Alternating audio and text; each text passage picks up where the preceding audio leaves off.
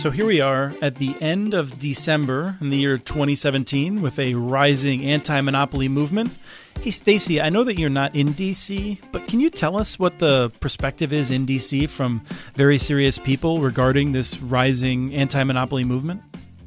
I don't know if I can speak for very serious people, but I'll try. All right. So the good news out of D.C., I think, is that we have got more elected officials who are concerned about growing concentration. So we've got a new antitrust caucus that's formed in the House that lawmakers are joining.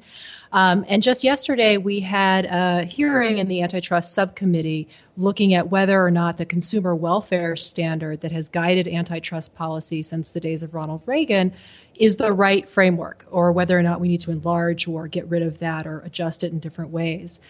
Stacy, I'm sorry. Did you say the citizen welfare framework? No, I said the consumer welfare framework. Could you just briefly tell us what that is?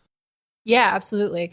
So, back in the 1970s, there was this movement among economists and law scholars to alter our antitrust laws. And they said, prior to that, for decades and decades and decades, antitrust had this broad view. It said we need to disperse power, economic power broadly in society in order to protect democracy, in order to make sure that people, when they're selling their labor or selling their goods, have fair access to markets in order to protect our freedom, in order to keep our communities healthy. All of these values were part of the overall framework that guided how we looked at things like whether some companies should be able to merge, how we looked at those kinds of issues.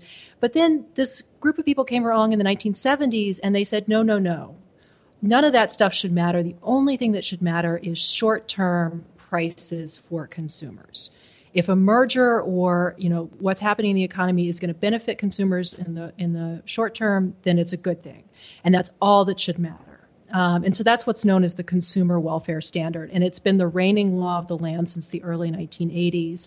So, as I said, the good news is that there's beginning to be this discussion about whether or not that's a good idea, whether we should think about how concentration affects workers, affects small businesses, affects communities. People are saying these broader values need to come back into the mix of how we look at antitrust issues. So there was this hearing yesterday in the antitrust subcommittee in the Senate, and we had some good speakers. Barry Lynn was there from Open Markets Institute and gave a great testimony about why we do need to have a broader way of looking at antitrust.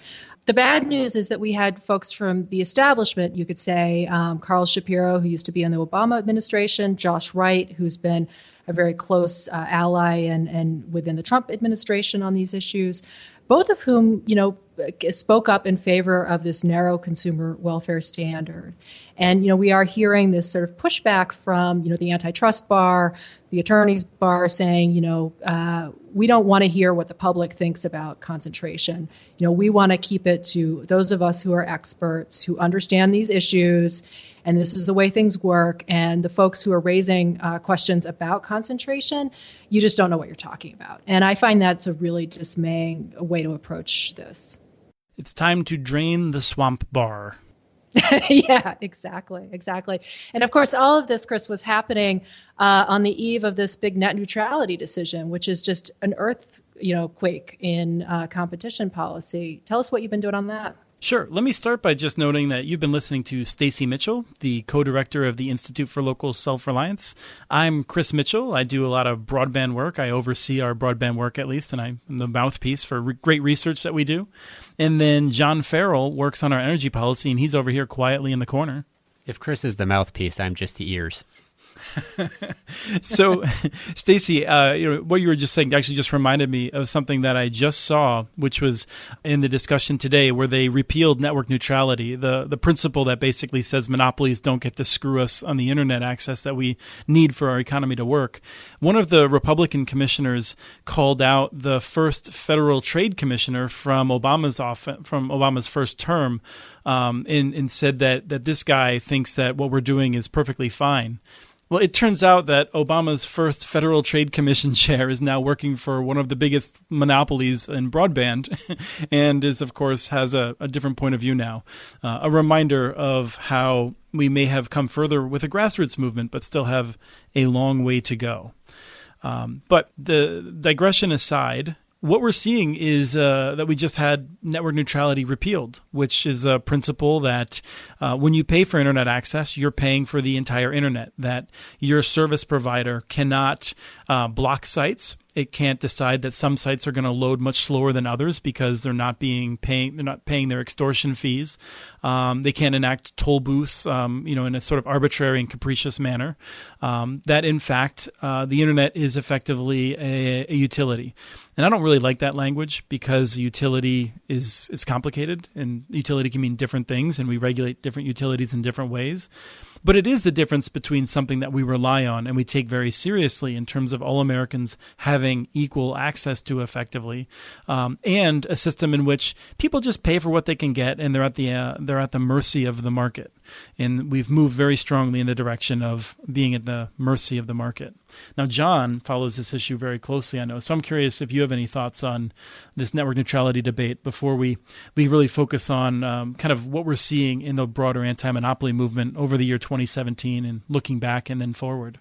The one thought that I keep coming back to in this debate about network neutrality is kind of what does meaningful choice in the market mean? The folks who were voting for the repeal were suggesting that consumers can exercise choices. This gets back to what Stacy was saying about the consumer welfare perspective around monopoly. And I think, Chris, you've done some excellent work and shared a lot on social media and on our website, the Community Network's website, about the limited choices that people already have. And this notion that as consumers that we can somehow choose, make choices between companies to get what it is that we want, to avoid the toll lanes, to avoid the toll booths, if you will. And yet there aren't really very, very many meaningful choices. And we see that in the energy sector as well. And I'll talk about that more in a few minutes. But I think we're at this point where the concentration is getting so severe that the notion that we can somehow exercise power as consumers is really a misnomer. I really appreciate you prompting me in that way, because we've done some interesting research, and it's worth noting that the Federal Communications Commission is largely captive of the cable and telephone companies.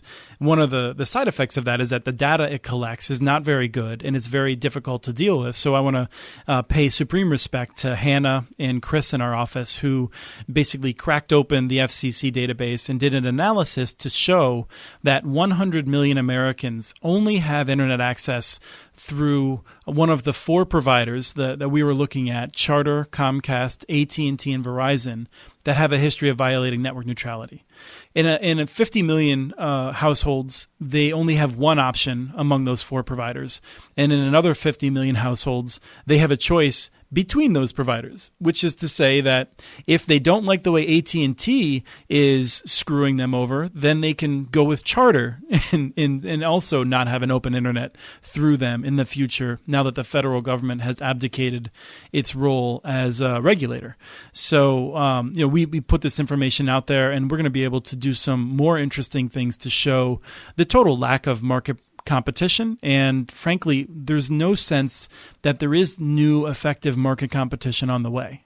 It's astonishing what's happening with these gatekeepers. It's whether it's around, the cable internet providers, whether it's what we're seeing with Amazon as a gatekeeper for commerce, whether it's what we're seeing with Facebook and Google. I mean, these platforms that increasingly control and direct the flow of information and commerce in our society.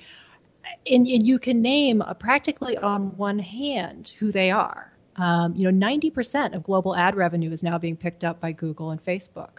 It's no wonder that news organizations are laying people off. I mean, they're the ones creating the content, but Facebook has been so effective at creating this walled garden where people get their news there and never actually go to the sites that are generating that content. And we've been hearing just in the last few days from businesses that are now getting pushed off of Apple's App Store. So Apple has said that if you're a small business and you're using one of these sort of template-based programs to generate an app for yourself, say you're a pizza delivery, your pizza business, you want to be able to have customers order through an app and get their delivery set up that way. A lot of times you'll use an off-the-shelf product. It's kind of similar to like WordPress for websites. Apple has said, no, we're going to clean up the App Store. So any of these template-based websites, they're going to go. And what that means is small businesses who can't afford to pay someone to develop an app just for them are going to be completely walled off. And, and it's just like this sort of power to direct commerce, to direct eyeballs, to direct information is really astonishing. I'd just like to amplify what you just said, Stacy, regarding all that ad revenue going, those basically Google and Facebook, because there was a time when we were really worried that Craigslist had taken a lot of money away from newspapers because they made a lot of money off of classified listings. But now all of their money has gone away to these companies. And we need this journalism so incredibly. And this would be a great time to segue into John's piece. But I actually want to just make one other point, which is that Stacy's glitching every now and then because she's one of 30 million Americans who live between Maine and Virginia, where they're stuck with no good option. She basically only has an option of cable access. And even though she's paying for a connection that would be very good and allow us to have high quality audio, we cannot get that from them on a regular basis from Charter. So this is something that Monopoly is impacting our ability to bring you this analysis as we speak. I think we'll come back to telecom a little bit, but John, tell us a little bit about the role of newspapers lately. Yeah, I think this is a really fascinating story. So in just in the past few weeks, at the beginning of December, the South Carolina Post and Courier broke an enormous story, just a terrific, could have been a series, a terrific piece of investigative journalism looking into monopoly-regulated utilities. So I think I just first of all want to highlight that when we talk about the energy sector, we are talking about an area in which the word utility is literally meant and describes the actors and the players in the market, but that this has for over 100 years been a very tightly regulated sector where in over 30 states, utility companies have a monopoly over a certain service territory. And if you are a customer, you have only one choice, and that is the utility that the state has chosen to serve you. And what they found was that essentially that these monopoly utilities have grown too powerful for the public regulators to rein in. And part of it was a handout from state government that allowed these utilities to get what's called construction work in progress, to essentially take money and collect money from customers for power plants before they were producing electricity. And as I want to quote what the journalist said who had published this piece, that it set off a, quote, bonfire of risky spending, $40 billion by by 4 utilities across 5 states, $40 billion by these 4 utilities across 5 states for power plants that have almost entirely are now defunct, that the projects became so expensive and so unwieldy that they have now been retired.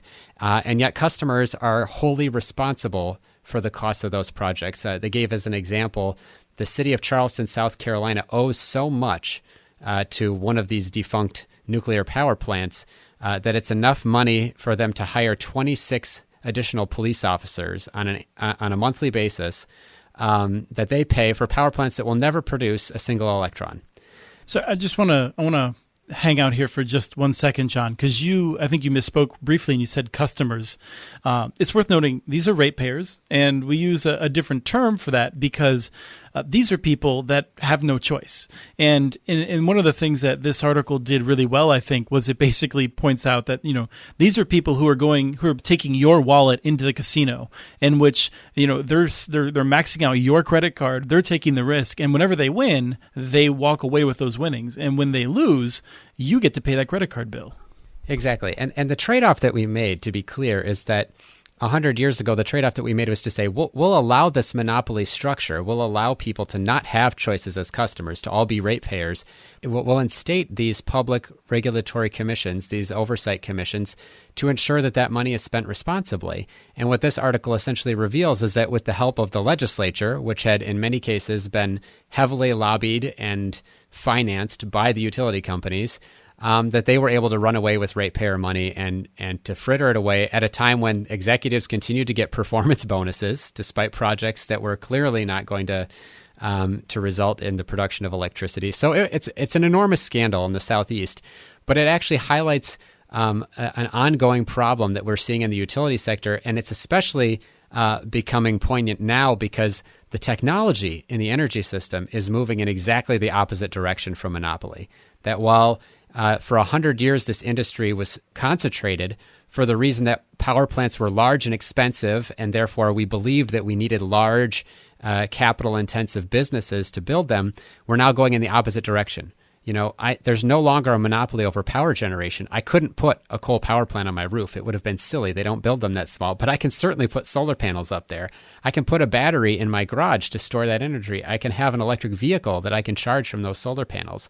And so we're at this fascinating moment where the utilities, aided sometimes by commissions that they've captured and legislatures, are running in one direction, kind of doubling down on the last century's model of centralized power generation and making incredibly risky bets. And at the same time that all the technology and the economic opportunity is moving the opposite direction. And so we have this exciting kind of grassroots resistance by customers being able to make different choices. And that's actually spreading as well to cities. You have over 50 cities in the United States that have said, we actually want 100% of our electricity to come from renewable resources, and kind of throwing that in the face of the utility and saying, if you can't do it, then we're going to try to do it. And in California, where they have a law enabling communities to make that choice, to choose where they get their power from, 85% of electric customers in California, who won't be ratepayers anymore, they'll be customers, by 2020 will have be supplied by someone other than those incumbent utility monopolies,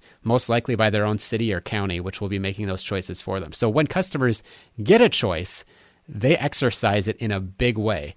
And you can see, of course, from this story in the Southeast, this $40 billion bonfire, why they might want to do so. What's fascinating to me about this reporting about Southern companies and Duke Energy and the other utilities that have been basically, exploiting their ability to take dollars from ratepayers for these obsolete plants, it really illustrates, I think, this problem of when you allow corporations to concentrate so much power and then you expect that there's going to be public oversight. These are publicly regulated utilities. At some point, inevitably, the power of those corporations is they become so big that there's no way for public oversight to really be effective at regulating them. So we still have to think about, it's not as though the solution is simply just to have bigger and bigger government. The solution has to be, how do we disperse the power to begin with? And it's really exciting to hear that there's so much movement on the energy front to do that. Stacy, I just want to emphasize that point that you make about the limitations of public oversight and of government when these utilities continue to grow and merge. We actually just published a report in the last couple of months on the way that mergers of utilities give them essentially not just economies of scale in the economy in building power plants, but economies of scale in lobbying, that they can now learn the best tactics, the best strategies in multiple different states and jurisdictions to get the regulators to let them go their way. And for example, in Minnesota earlier this year, we had the incumbent monopoly not getting a satisfactory result from the regulatory commission about building a new gas plant, go instead to the legislature where there are 50 lobbyists, one for every 4 legislators in the Minnesota legislature, could run around and get them the result that they want, which is $1 billion power plant and a big return for their shareholders. When we started off this podcast, I made a mention about very serious people, which is actually a phrase that Paul Krugman uses. And I'm actually not a reader of his, but I just listened to a podcast he did with Ezra Klein. And he introduces this idea, which I'm sure he's talked about before, but I'd never heard it, which was you have conservative professional economists, and then you have professional conservative economists, which I think of as the Wall Street editorial board, which is economists who use language to just justify whatever the big companies want. And one of the things I'd like, John, you to just very briefly react to is nuclear power plants, because they played a role in this.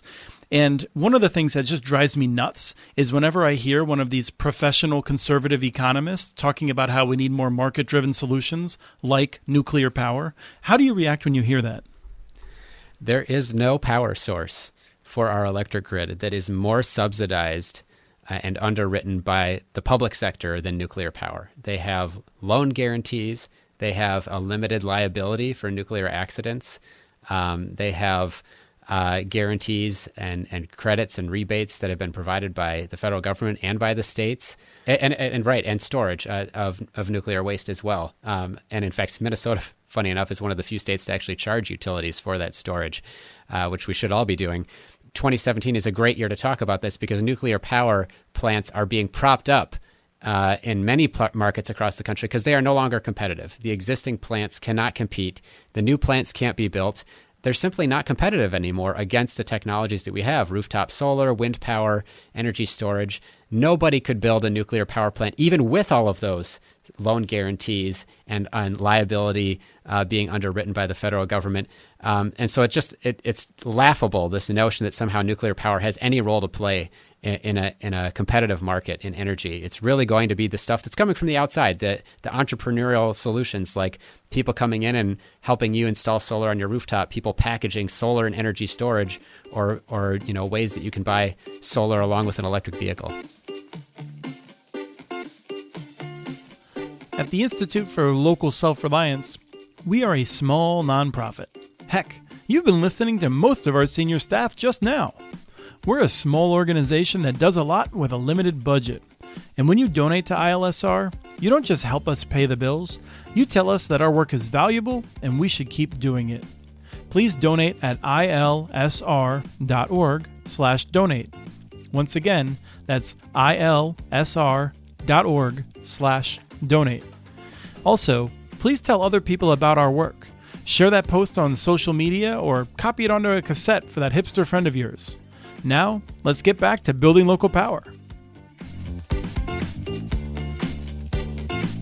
As we sort of continue to talk about some of the major mergers and the implications of monopoly power toward the end of 2017, there's another one that's popped up that we want to discuss again before we reflect on how we got here over the course of 2017, and that's Aetna and CVS.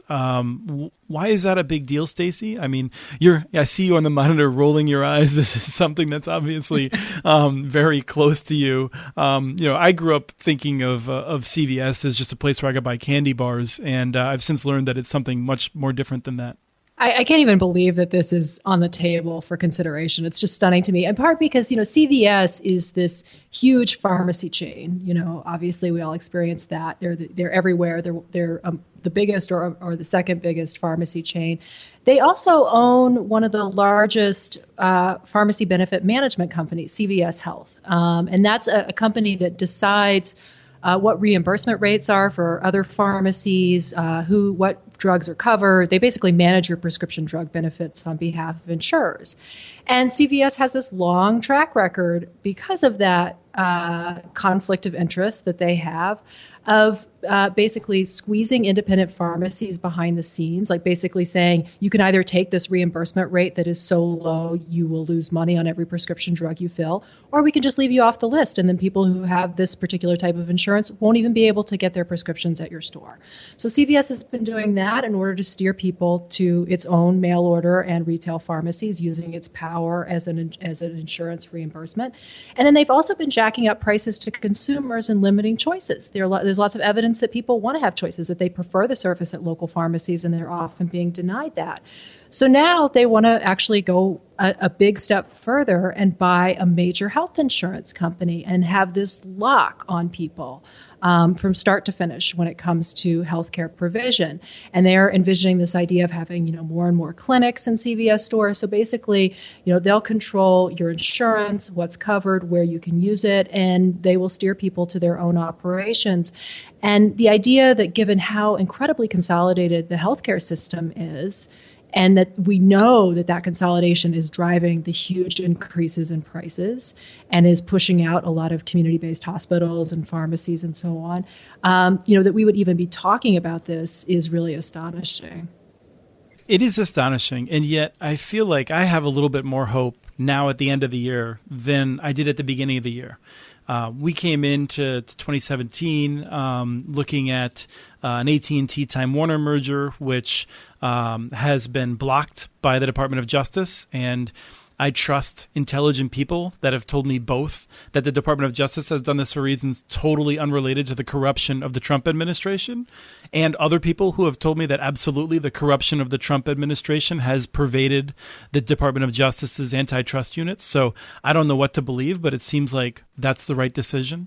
I don't know if you have any comments on that, Stacy, but I'm curious if over the past 12 months you see a shift and you have more hope now, perhaps just because the mergers are like slapping everyone in the face at the end of the year, and so that you just can't help but more people are noticing it. I completely agree with you. I have a lot more hope at the end of the year than I did at the beginning of the year. I think a lot has shifted on this issue. I do think in the case of AT&T Time Warner that the justification that the government is giving for intervening is the right one, which is that we haven't been paying attention to vertical mergers, where you have companies that are at different points in the supply chain wanting to merge. For a long time, we've thought, oh, that's not a problem. And now when we look back at those previous mergers that happened that were of this kind of nature, we're realizing that those were bad ideas. And people are beginning to look with more scrutiny on this, including in the federal government, which is a good thing.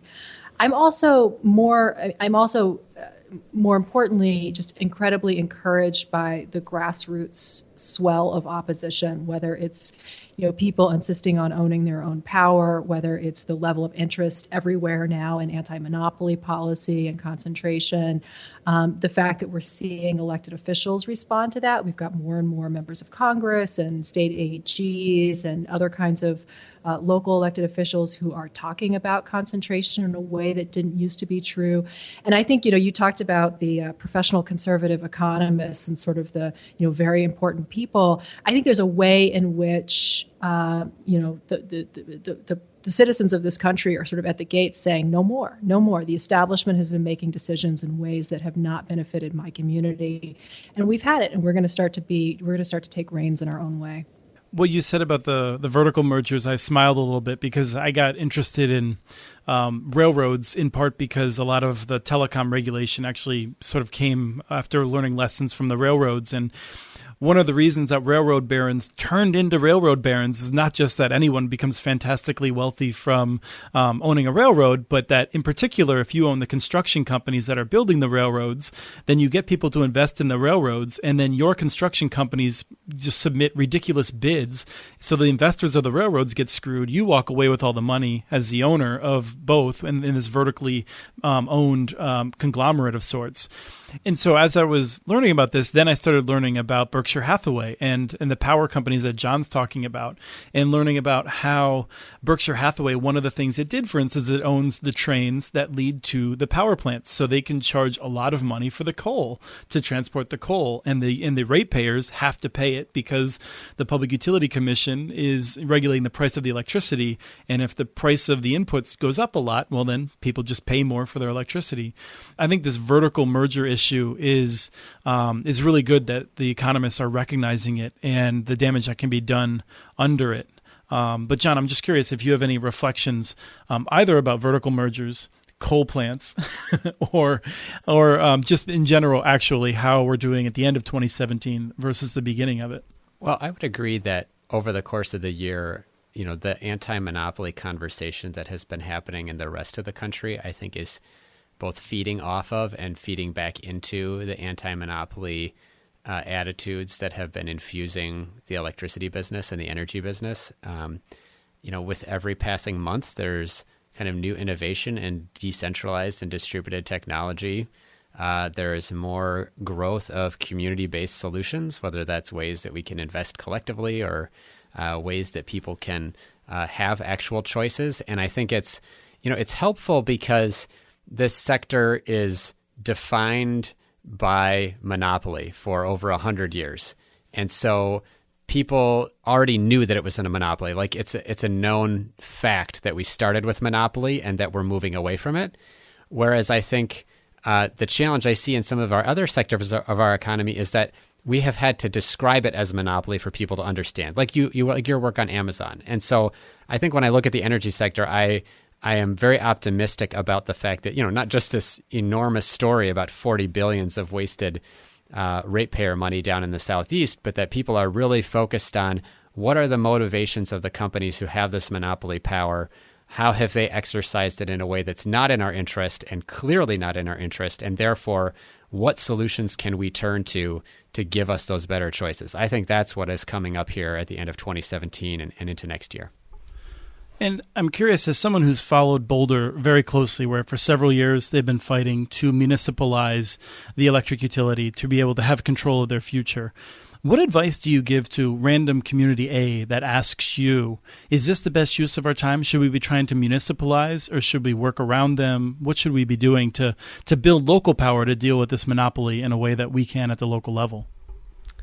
I think Random Community A might need a communications consultant to pick a better name, first of all, Chris. But what I would say is that Boulder has looked at the choices that it had in front of it for how it could exercise more local authority, how it could get more of what it wanted, and settled on municipalization, taking over the utility as really their only substantive option. So what I would say to cities, and this harkens back, there was a campaign here in Minneapolis about 4 years ago called Minneapolis Energy Options. It was run at the same time as municipal elections. And I think the beauty of that concept is that we need to look at all the options that are on the table. So the city of Minneapolis, Minnesota could form a municipal utility. There's a statute that gives it that legal authority. But there might be a lot of other ways that it could do that too. It could look at purchasing power directly from energy producers and then having it transmitted to the city. It could facilitate community-based energy production. It could use its own water utility because it has a utility already to offer financing for energy. So I think there's a lot of options. And, municipalization it takes a long time. It takes a lot of lawyers. And it's not necessarily the best strategy, but it should always be there on the table as the big stick that you have while you pursue other choices that you might have. Stacy, I was curious, something I read just today about Amazon was making me think about kind of like what is a response that we can have to the way that Amazon's market power is growing. It was about the Amazon selling Apple TV and Chromecast, these two, video streaming devices. And Amazon is now going to start selling them again after 2 years of prohibiting their sale because they were waiting for Apple to provide in its software on its streaming device access to Amazon Prime Video. So they essentially said, we're not going to sell your product until it allows people to buy our service. And that seems to be that power of that platform. Now, ironically, we're talking about two of the titans in terms of monopoly power fighting each other. But what I'm curious is, like, what is there that gives us hope to change that? You've documented, I think, extensively the degree to which Amazon is growing its power. It controls the amount of searches for e-commerce, the feeling that businesses have that they need access to that platform. We're having better conversations, I think, about antitrust and federal enforcement.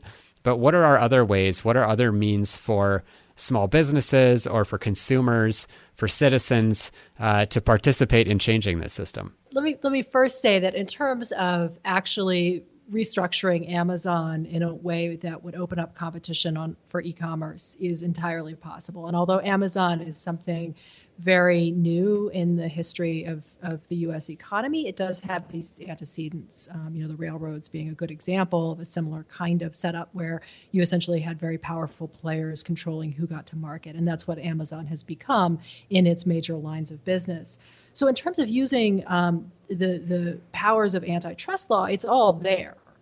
So at the federal level, we can and should break Amazon into at least two pieces so that it as a platform, as a platform that other companies depend on in order to reach the market, is a separate entity than Amazon as a retailer and a manufacturer of products, because there's inherently a conflict of interest there, which is is why and how Amazon uses its market power to undermine those competitors. So we should break it into at least two pieces. We should also apply common carrier kinds of regulations to Amazon's platform so that it has to treat all comers fairly and in the public interest according to a set of guidelines there. We also need to think about data. One of the things that gives these big tech companies their power now is the enormous amount of data that they have, and the fact that a newcomer to the marketplace can't replicate that and therefore is at an inherent disadvantage and is easily sort of blocked from being able to compete. There's a lot of good thinking going on about how to handle data, whether it's that people ought to own their own data and be able to port it to other companies, how we should regulate this use. They're thinking about it quite closely in Europe and so on. So there are tools there at the federal level. I would say to your question about sort of what do citizens do, I think that we have to keep raising this issue and continuing to talk about it locally. And in particular, we need to get our local and state lawmakers sensitized to what's happening to our local economies. I mean, a huge amount of our tax base is the commercial businesses, the Main Street retailers that make up our streets and that provide a lot of our property and sales tax revenue. There really isn't a sense at the local level of what's at stake and how many jobs are associated with this. And what you see is you've got got cities all over the country who are, for example, putting big bids in to get Amazon's second headquarters, where we're talking about giving away, literally billions of dollars in public money to land Amazon's headquarters. We've got a lot of subsidies for warehouses. So there are a lot of ways in which local governments and local communities have been fueling this as well. And we need to, that's part of how we need to push back against this. It's one of those things where I think a lot of us are thinking it's getting so dark, the economy is getting so monopolized. This rising anti-monopoly gives us a hope, but also there's just a sense of there's almost nowhere else to go from here. I mean, it's not like we're going to just be satisfied with these monopolies. I think we are going to see more organization against them. But we're running out of time here. We were hoping to talk a little bit more about where we think it's going to go. Let me leave this as an exercise for people who are listening, which is to say, you will determine where this goes. Let's make sure that we're organizing around things that we need, in solving this problem the right way, making sure that we're breaking power up and increasing power at the local level so that we can resolve problems without, needing, another big firm. So, make sure that we solve the problem of Amazon in a way that doesn't just give Apple more power, for instance. I think we should wrap up, though, with some recommendations. I was going to suggest that people who are interested in the net neutrality stuff, rather than suggesting an article, there are two reporters who are among many who are doing really great work. I can't list them all, but John Brodkin writes for Ars Technica, and it's a wonderful site that does a lot of in-depth technical news. His writing on the net neutrality stuff is great. And Kaylee Rogers is a writer for Motherboard, which is a bit more irreverent and in some ways just very in-your-face news about technology issues. I recommend following both of them. John, can I guess that you're going to recommend a certain article from South Carolina? You're not wrong in that. It is a tremendous piece of journalism from the Post and Courier. I actually don't have the title in front of me here, but I'm sure that we'll share it on our website. It is a really remarkable expose of the way that these monopoly utility companies operate and the implications for electric customers. What I would say, though, in terms of a recommendation is check out a resource that we've been building called the Community Power Toolkit on ILSR.org. that looks at the ways that we can act collectively to solve this problem. Not only ways that we can do, for example, group purchasing of solar, so getting into this market and helping to reduce our energy use and become more self-reliant, the things that we can ask our utility to do and to change, and finally, the things that we can ask our cities to do, because cities do have more authority than they think over our energy system, and there are many ways that they can act to change it. Chris has graciously pulled up the title of the piece that I recommend you read, Power Failure, How Utilities Across the U.S. Changed the Rules to Make Big Bets with Your Money, by Tony Bartolome. Highly recommend that piece. And Stacy, I understand that you've assembled a list of things that our listeners must read before the next show. No, but I have a few things to recommend.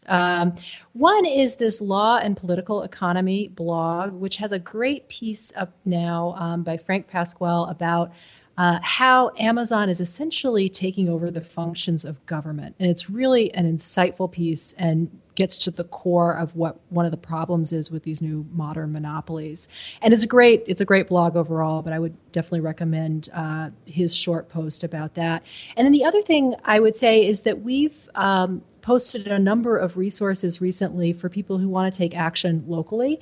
The one I would point people to that's on our website at ilsr.org, and if you go over to the independent business section, we have 8 policy strategies that cities can adopt to strengthen locally owned businesses. We've also got some short videos up of recent presentations that talk about what it is that people can do at the local level to really take control of local economic development and create a more vibrant local economy and kind of insulate your community from some of the effects of monopoly power that we've been talking about.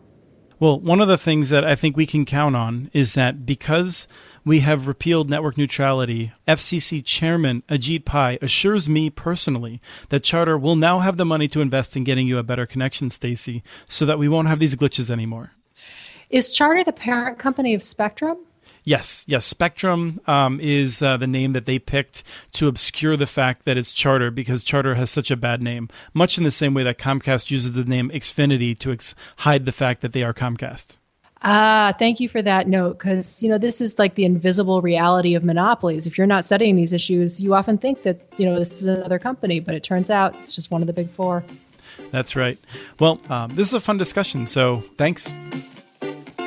Thank you for listening to Building Local Power. You can find links to what we discussed today by going to our website, ILSR.org, and clicking on the show page for this episode. You can sign up for one of our newsletters and connect with us on all of the internet's social medias. This show is produced by Lisa Gonzalez and Nick Stumo-Langer. Our theme music? It's Funk Interlude by Dysfunctional. For the Institute for Local Self-Reliance, I'm Christopher Mitchell. 2018 is looking like a good time to build local power. We'll see you there.